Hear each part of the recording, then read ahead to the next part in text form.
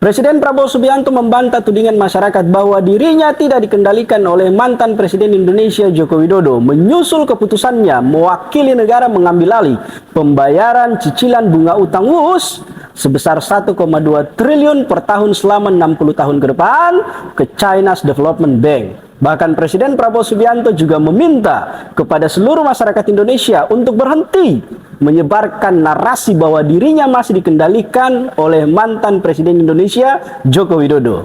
Percuma Pak, apapun klarifikasi dan bantahan yang Anda katakan sulit untuk kemudian memulihkan kepercayaan masyarakat Indonesia saat ini.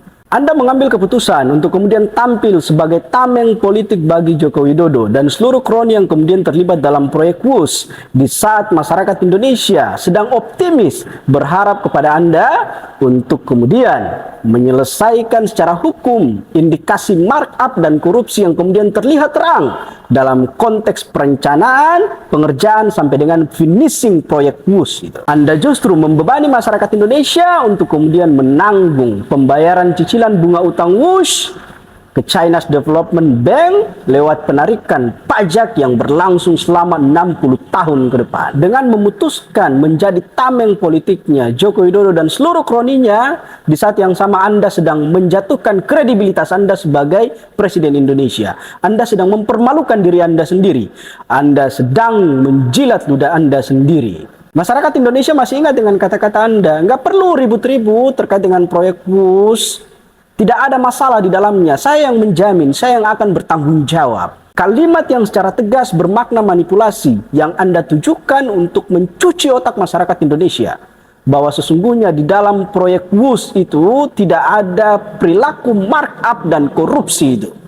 Lalu bagaimana dengan yang dilakukan oleh Menteri Keuangan Anda selama ini? Yang dengan tegas menolak agar WUS itu kemudian ditanggung pembayaran utangnya dengan menggunakan APBN.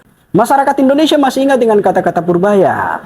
Saya bergaya koboi, saya ceplas-ceplos, termasuk dalam konteks menolak pembayaran bunga utang dengan menggunakan APBN, karena ini merupakan perintah dari Presiden Prabowo Subianto. Lalu kenapa saat ini Anda berbalik arah, mengambil keputusan yang bertolak belakang, membatalkan semua usaha-usaha Purbaya yang sesungguhnya itu merupakan perintah dari Anda sendiri? Anda sedang menunjukkan bahwa Anda adalah presiden yang tidak konsisten.